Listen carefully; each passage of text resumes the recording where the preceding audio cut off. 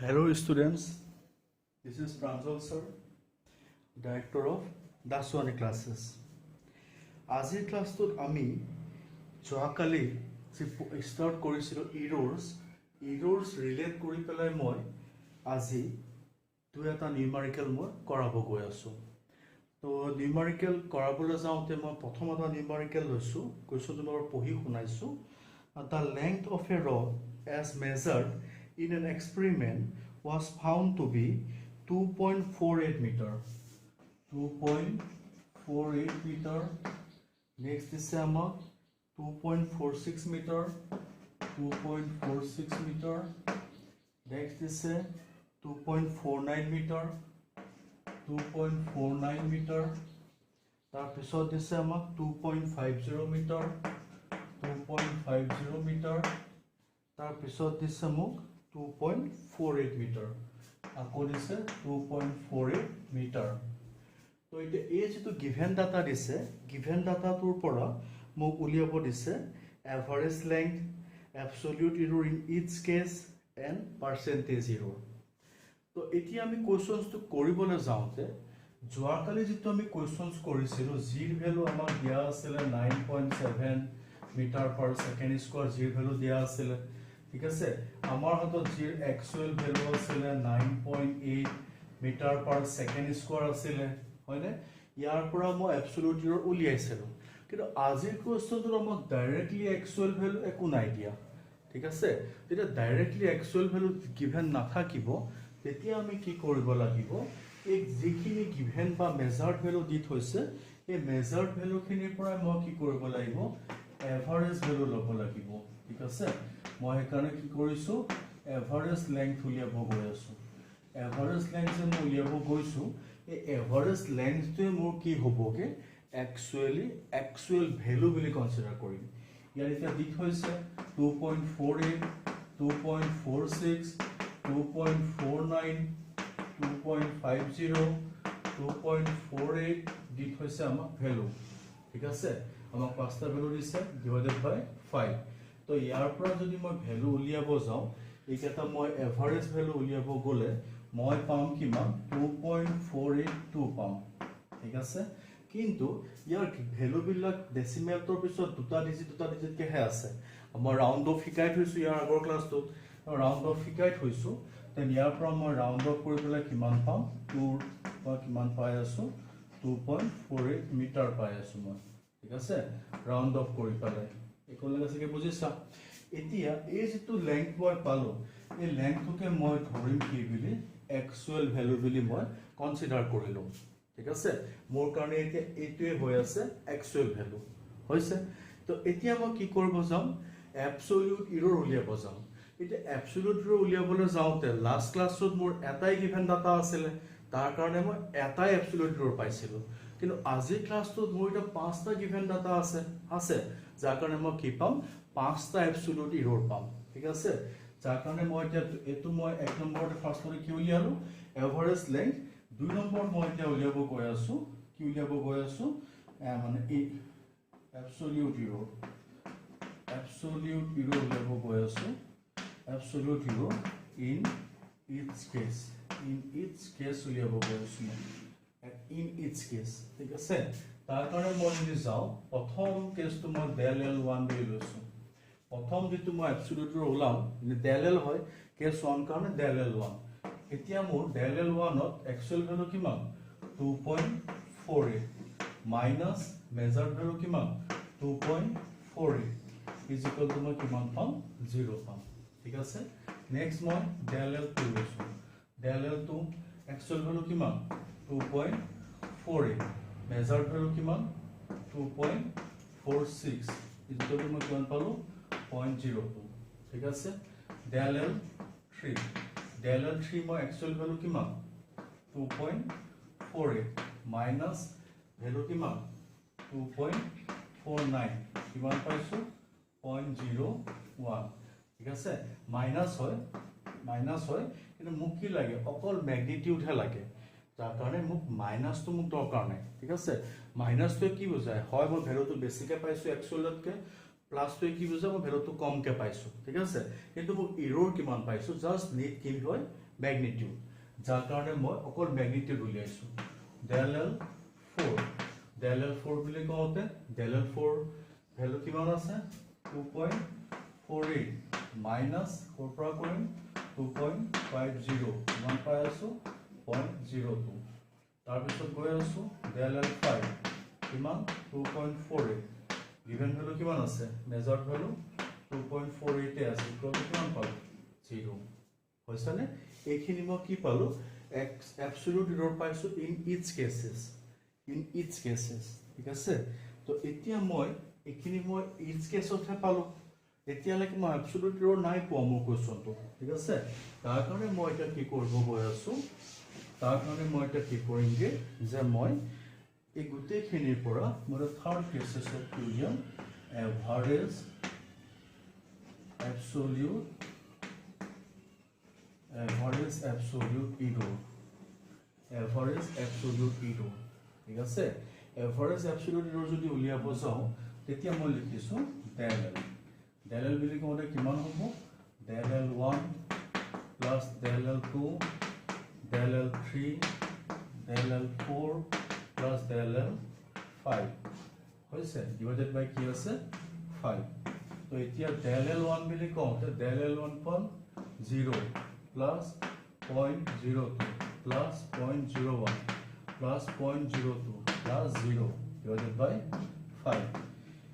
এইকেইটা যদি মই এভাৰেজ লওঁ এভাৰেজ মই কিমান পামগে আছে হল 0.01 তাক মই লিখিছো 0.01 মিটাৰ এটো মই পালো del L পাই গলো তা del L পোৱাৰ পিছত আৰু বেলেগ কাম একো নাই আৰু del L যেতিয়া মোৰ ওলাই গল del L ওলোৱাৰ পিছত মোৰ যে নেক্সট কি আছে নেক্সট মই কি উলিয়াব লাগে যে relative error 4 cases মই কি উলিয়াম relative error যদি মই উলিয়াব যাওঁ relative error del L by L del L কিমান 0.01 আৰু L কিমান L দি থৈছিলো মই 2.48 ইয়াৰ পৰা মই কিবা এটা পাম আৰু ঠিক আছে লগভগ 0.04 পাম চাগে 0.04 পাম ওলাব আৰু ঠিক আছে তাৰ পিছত মই গৈ আছো পাৰ্চেন্টেজ error যেতিয়া মই উলিয়াব যাম পাৰ্চেন্টেজ error কি হয় del L by L into 100 মই কিমান পাম 4% হল 4% পালো ধুনীয়াকৈ বুজিলো তো একোলৈকে বুজাৰ পিছত মোৰ কোৱেশ্চনটো অলৰেডি হৈ গল কিন্তু মই ইয়াৰ ৰিজাল্টটো কেনেকৈ লিখিম ঠিক আছে ৰিজাল্টটো লিখিবলৈ যাওঁতে যদি মই ইন absolute error ফৰ্মত যদি মোক লিখিব দিয়ে absolute error ফৰ্মত যদি লিখিব দিয়ে absolute error ফৰ্মত লিখিবলৈ যাওঁতে 2.48 plus minus 0.01 ঠিক আছে মিটাৰ আৰু মোক যদি as a whole percentage error ফৰ্মত যদি লিখিবলৈ আহে পাৰ্চেন্টেজ error ফৰ্মত লিখিবলৈ গলে পাৰ্চেন্টেজ error ফৰ্মত 2.48 plus minus 4% ঠিক আছে এটো মোৰ কি হ'বগে আনসাৰটো হৈছে নে সকলো চাগে বুজি পাইছা মই আকৌ এবাৰ কৈছো যেতিয়া আমাক এনেকুৱা গিভেন কোৱেশ্চন দিয়া থাকিব গিভেন কোৱেশ্চন দিব 4-5 ডাটা দি দিব তে তাৰ পৰা আমি একচুৱেল ভ্যালুটো প্ৰথম ফাইন্ড আউট কৰিব লাগিব আৰু একচুৱেল ভ্যালুটো ফাইন্ড আউট কৰিবলৈ যাওঁতে মই গোটেই ভ্যালুজখিনি এভাৰেজ ভ্যালুটো কনসিডাৰ কৰিম ঠিক আছে আৰু that average value must should be কি হৈ আছে as a whole actual value তাৰ পিছত মই কি কৰিম সেই এভাৰেজ ভ্যালুটো উলিওৱাৰ পিছত মই সেই একচুৱেল ভ্যালুটোৰ লগত ইন্ডিভিজুৱেল মেজাৰমেন্ট ভ্যালু যিখিনি মেজাৰ্ড ভ্যালু দিয়া আছে কোৱেশ্চন গিভেন তাক কম্পেয়াৰ কৰি তাৰ পৰা মই এবসলিউট এৰৰটো উলিয়াম ইন ইচ কেसेছ ঠিক আছে এবসলিউট এৰৰটো উলিওৱাৰ পিছত গোটেইখিনি এবসলিউট এৰৰ মই একলগ কৰি তাৰ পৰা এভাৰেজটো উলিয়াম আৰু সেই এভাৰেজটোকে মই কি বুলি কনসিডাৰ কৰিম এভাৰেজ এবসলিউট এৰৰ হেতুকে মই ফাইনালি ডেল টাৰ্ম কনসিডাৰ কৰিলো সেই টাৰ্মটো পাই যোৱাৰ পিছত মই কি কৰিমগে ৰিলেটিভ এৰৰ উলিয়াম after getting the relative error মই কি পাই আছো as a whole percentage error মই পাই যাম ঠিক আছে ধুনীয়াকৈ চাগে বুজি পাইছা আৰু তাৰ পিছত তাৰ এতিয়া মই ৰিজাল্ট ফৰ্মত লিখিম ইন এবসলিউট এৰৰ ফৰ্মত লিখিম আৰু তাক মই as a whole percentage error ফৰ্মটো মই তাক ধুনীয়াকৈ লিখিলো ঠিক আছে সকলো চাগে বুজি পাইছা ডাউট লগা নাই চাগে সকলো বুজি পাইছা চাগে ন তো এতিয়া এইখিনি হোৱাৰ পিছত মই আৰু এটা কোৱেশ্চন শেয়াৰ কৰিছো কি আছে in successive measurement the reading of time period of oscillations of a simple pendulum were found to be the given values are found to be 2.63 second 2.67 2.56 2.56 2.4 42 2.42 2.71 and last one is 2.80 ঠিক আছে 2.80 এইকেইটা value বাই কোৱেশ্চনছ আমাক দি থৈছে ঠিক আছে আৰু এই কোৱেশ্চনটো আমাক এজ এ হোল উলিয়াব কি দিছে percentage error The percentage ro uliabole jaote tumalokor mindot ahile prothome ki uliam actual value thik ase all the given terms are in time period that means prothome ki uliam t actual uliam tar pisot moi del t1 del t2 del t3 del t4 del t5 uliam thik ase tar pisot moi ki korim del t uliam gotei kini average lom del t poar pisot moi ki uliam relative zero uliam del t by t tar pisot moi uliam percentage zero uliam percentage zero ki hoy ase ate del t by t into ki hoy ase 100 ঠিক আছে etu value uliam hoise ne to moi kia as a whole etu eta format jitu moi tumarok dhuniya ke bujai dilu moi ha korisu tumarok sage buji paisa je errors keneke calculate korim ঠিক আছে as a whole questions আহিলে আমি কৰিব পাৰিম সাগে